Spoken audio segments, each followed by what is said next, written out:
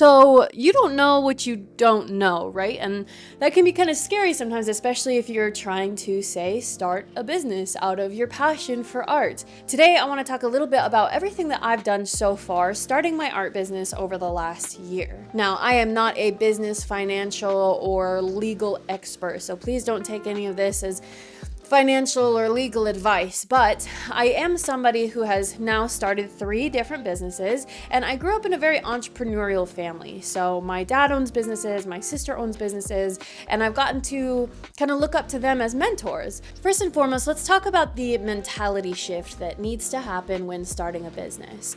I am, as I always say, a 100% kind of person, and not everybody is. When I'm doing something, I am all in. I'll usually think about it for a little while, and then I will just jump completely all in. Now, this can be a good thing and a bad thing, but I think what's good about it is that I don't do anything half-assed. I don't do anything halfway. I always really fully commit myself. And I think that that is an important mental shift to have when you start going from a hobby, say like doing art or illustration as a hobby for fun, to actually treating it like a business.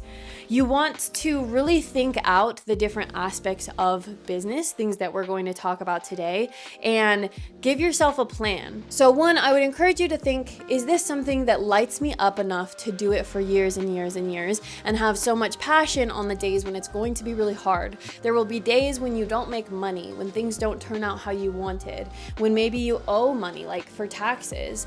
There are going to be days when you have trolls on the internet and bad comments and people talking down to you and family members who don't understand your vision, and you have to love it enough to be willing to push past all that and keep doing the thing. That's a huge part of your mentality shift as you go into this. You have to love it. You really have to love it in order to invest your time and your money and your blood, sweat, and tears into this dang thing. You don't want to overthink it. You want to think it through, but you don't want to overthink it. It's important to take the leap as soon as possible, because it's very easy to get in the research rut and just research and think about it for years and years, and then you still haven't started a business and you're not making money. It's really important to take action, get in the trenches, and actually learn that way. Learn by doing. I think that's the best way to learn anything. It's how I learned art. It's how I learned filmmaking. It wasn't by sitting in a classroom. It was by going out and actually doing the thing. So I encourage you today to actually take action on one of the things that we're going to talk about today. This is really important because you need to start taking the steps to build the business in order to do the business. So one of the first things for me was figuring out what I needed to invest in, and to do illustration like I wanted to, I needed to invest into an iPad and Procreate and an Apple Pencil. I wanted to do digital art, and so that was my first big investment and the first step I needed to take to really get started, and then practice illustration and find my style, and then execute on all of these business steps that we're talking about today. Now let's talk about the actual logistics of starting a business. So first, you need to figure out a sort of brand. Now, a brand is a lot of different aspects, but the way that I like to think about it is that a brand is what people feel when they see what you do. So your products, your things that you do, how are you going to make people feel? That is going to kind of umbrella how you design your brand. I want everything about this brand to feel whimsical and cozy and cute. And so the fonts that we use, the color palettes that we use, the logo we design, the website that we build, all should feel cozy, cute, and whimsical, right? If you feel overwhelmed by the idea of designing a logo and a website and all of the kind of visual aspects of your business, it is totally okay to outsource. Don't forget that there are artists and website designers and graphic designers out there ready and excited to help you grow your business. If those are things that you're not interested in, when I say you're gonna have to like shop for fonts and you don't even know where to begin with that, that's okay. It's okay to go find a designer to do this for you. There are people and whole companies whose entire job it is to do the design of branding for people, as well as build websites and do videos. That's what we do partially in our video company, is make the video assets for people's websites, for their social media, because they don't know how. So we do it for them. Now, once you've established how you want your brand to feel, obviously this is when you pick the name of your company. So you need to pick a name that is unique and something that you are passionate about, something that you could wear on a hat every day and feel good about it. And once you have that name, then you need to register for an LLC. Now, if you're just starting out and it's you and maybe you and a partner or something like that, an LLC is a great place to start. You can always change to a corporation or something like that later on, but an LLC stands for Limited Liability Company. And now I'm talking from Idaho in the US, and so this could be totally different if you're somewhere else. The reason that an LLC is important and why you should do it right away is because it creates a different identity in the eyes of the government. So you and your business are now separate. You are separate entities. And that seems kind of wild, but the purpose behind it is that it protects you and it protects your business and it separates the two. So say, God forbid, you infringe on copyright and somebody comes after you and sues you. Well, if you are just all one entity and you're just working as yourself, you are getting sued. Whereas if you do everything under your business, then your business gets sued under an LLC. They can't come after your personal assets, your house, your car, your TV, all the expensive things that you have invested in for you personally cannot be touched because they're suing your business, they're not suing you, and vice versa. Say you, God forbid, make a neighbor mad or, get in a car accident and they sue you. Well, they can't come after your business assets because they're separate. Your computer, any sort of equipment, your iPad, they can't come after that. Now, I know this sounds really scary. Hopefully you don't get sued, but it's really important that you think this way to protect yourself just in case, because you never know what could happen. Starting an LLC looks different in every state and probably every country. Here in the state of Idaho, it is a very simple process. The first time I started an LLC when I was 18, I actually went into a government building, filled out a paper form, and gave them $100 cash. Nowadays, it's done online. Again, it's a very simple form. You literally just answer all the questions and then pay a fine, whatever that looks like. Here, it's $100. I've heard that in California and other states like that, it's a much more difficult process.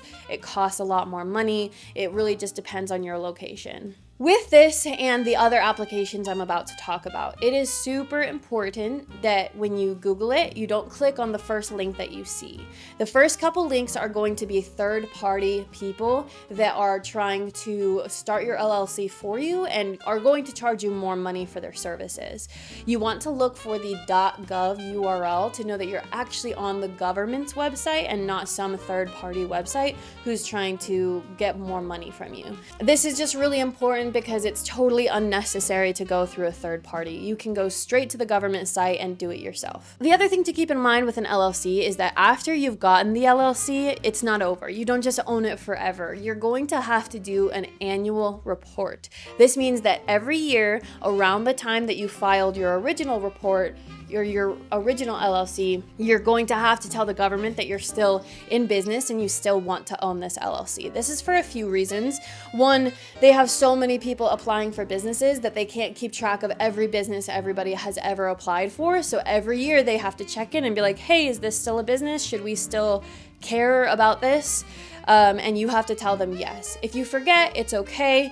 You have to pay a fine of $30 and tell them that you want your LLC back. But if this goes on for a long, long time, then your LLC is available for other people to purchase and to own. So you want to definitely be on this and make sure that you set some kind of reminder in your phone or in your calendar to resubmit for your annual report every year around the time that you submitted the first time. So if you submitted for your LLC in February, you're going to need to file your annual report next February. The other reason for this is that within your jurisdiction, you can only own the business that you own. So I own Mama Bird Books, and I'm the only one in the state of Idaho that can own that. If I don't file my annual report, then somebody else can buy that name if they want it. It's important that people don't just, squat on a title and steal it from other people who actually want to use it. The next thing that you're going to want to apply for is an EIN. An EIN number is essentially like the social security number for your business, more or less. It is a government given number that is for your business specifically that you're going to use for like all of your finances. When you file taxes, when you open a bank account, anything like that, to make a PayPal, you have to have an EIN number. This again is a very simple process. You go on the government website, you fill out the thing, you answer all their questions, you tell them a little bit about you, your business, what you intend to do with your business, and then they're going to give you an EIN number. You want to keep this file somewhere safe on your computer, keep it somewhere accessible because you're going to need it frequently throughout the year. You don't want to just file and then lose it. By the way, applying for an EIN number is free. You shouldn't have to pay money for it. So again, be wary of third-party websites that are going to try and charge you to create your EIN for you. Totally unnecessary. Make sure you're on a .gov website. Then you want to file for a seller's permit. This is a bit more of an elaborate process. It's really just a bunch of questions about your business and what you intend to do and what kind of products you intend to sell and how much money you think you're going to make. But you have to have a seller's permit in order to sell digital or physical products. So if you're selling artwork, then you're going to need a seller's permit. Again, this process is free. You have to do it online. Super simple. It just takes maybe 30 minutes to fill it out. Once you have all of this established, it's time to open a bank account. You're going to open an actual business bank account. Whether you want to have a credit card or not, that's up to you, but you want to start doing all of your finances for the business through the business bank account and keep that separate from your personal account. Now, I don't want to get into like necessarily the logistics of how to separate your finances. Again, I'm not a financial expert, and so I don't feel qualified to give you that advice, but definitely do some research, and it's just really important to keep your business finances and your personal finances separated. This is going to make taxes way easier, and it's going to allow you to keep track of all of your write-offs. Let's talk a little bit about write-offs, and then I'm going to move on from money. Write-offs are something really important that, again, if you don't know, you don't know, and if you're new to business, you might not even know what it is. A write-off is something, it's where you invest in something in your business, and that money is deducted from the total amount of money that you made. So if you have to buy equipment, you have to subscribe, you have to have some sort of subscription service, you have to buy a computer, you have to pay for prints, you have to pay a fee to sell your art at an art show. Any of that is a write-off. So say, for example, you make $10,000. Hopefully you make a lot more than $10,000, but just for simplicity's sake, let's say you make $10,000. You spend $2,000 on equipment, supplies, things for your business, marketing materials, any of that. It is then deducted from the amount of money that you made because you spent it on your business. So then you have now made $8,000 in the eyes of the government, and that's how much money you have to pay taxes on. I'm going to leave it there because that's like the general idea of how I understand it. Do your own research, and if you have an accountant, talk to an accountant about it because they're going to have a much better understanding of how it all works. It's just really important to track the money that you're spending on and investing in your business. Now that you have all of that like legal government stuff out of the way, the next thing I would say is a marketing plan. This can sound really intimidating because it's like, oh my gosh, I have to like do this really intensive marketing plan and set all the dates and numbers right now. That's not true. You can start with a general idea of how can I market this thing? What kind of budget do I need? How can I get it out in the world? Because if people don't know what you're selling, they're not going to come buy it. So for me, doing a children's book, I've done plenty of research into how to market children's books and the best ways to go about it, from physical ways to online ways. Obviously, we live in a day and age where marketing is easier than ever. Social media is free marketing. If you can build a platform on social media, you're getting however many eyes, however big your audience is, that many eyes on your stuff and telling them, hey, like I sell this thing. You don't want to be spammy, of course. You want to be genuine and sell it because, like, for me, I truly believe these children's books are going to bring people joy, and it's going to help families bond because these stories are so funny that me and my family sat around as my mom read my mom's poetry, and we all cracked up laughing and thought it was so funny. And so that's what I want for other people. And so for me, it's really easy to sell these books because I think it will bring people joy.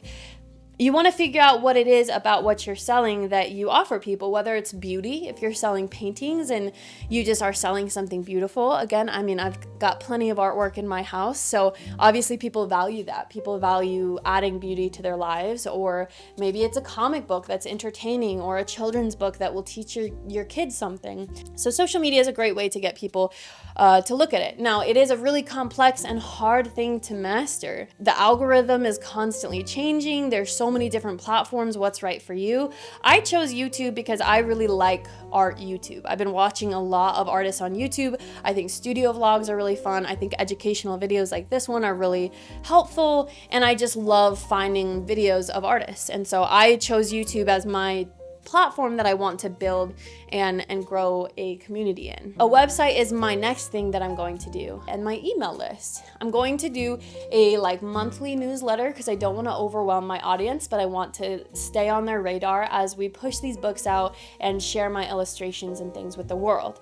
And then when I launch new products and things, I can tell them about it. I can share my YouTube videos, etc., etc. Email lists are very helpful. For the longest time, I thought that they were outdated and email lists were just spam. But so long as, again, you're offering value and you're helping people stay in touch with you in a creative and cool way, then they can be really beneficial. And I know a lot of people have had a lot of business success with them. And then there's a bunch of older kind of practical ways of selling artwork, like doing shows, getting yourself in a museum, in an art show, displaying your work in restaurants, coffee shops, and bars, going to art shows and art festivals and having a booth. For me, doing children's books, I've thought about doing signings or readings, having kids come and I'll read the book out loud and then sign their books if they buy one. You're not necessarily marketing to thousands of people like you could on social media, but you're having a more intimate one-on-one connection with people right there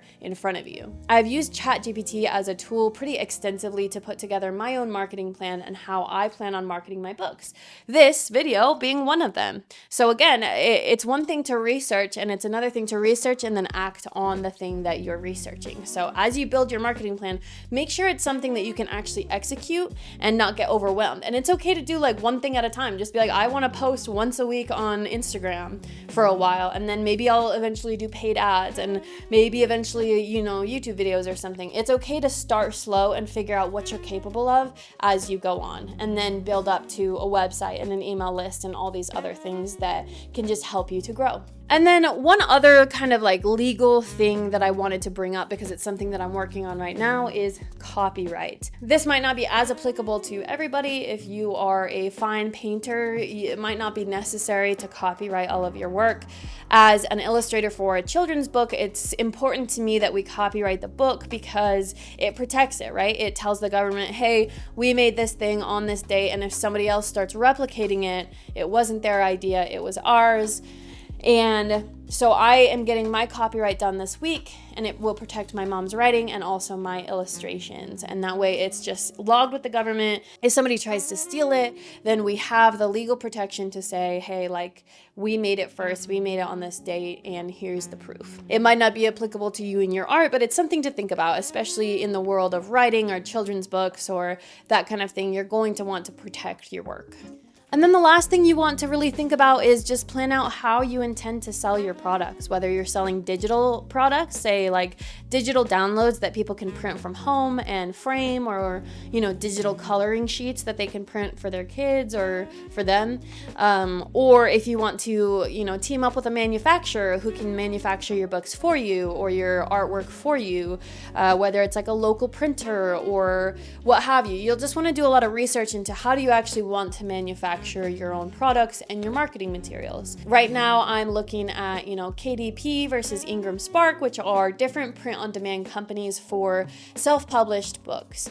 I'm doing a lot of research into the pros and cons and which one is going to be right for me, as well as other avenues of getting books printed and that kind of thing. I'm also selling my illustrations on Etsy right now through Printify. So Printify is print on demand, where I list all my products on Etsy. When when someone buys it, it sends it to Printify, who then sends it to a printer. They print it and ship it to the person who bought it on Etsy. So I don't have to do any of the manufacturing myself. I know some people really like to. They invest in fancy printers, they print their own artwork, they like to seal it up and ship it. Right now, with my stage of life, that's just not a possibility. With a baby around and a tiny apartment, I don't have a studio, I don't have anywhere to manufacture my own work, so it makes sense for me to use a company like Printify who can print it for me. Obviously, the con of this being that I don't make as much money, but the pro being that I save a lot of time. So whatever's right for you, you're just gonna want to think that through and kind of have a plan, and it's also okay to change.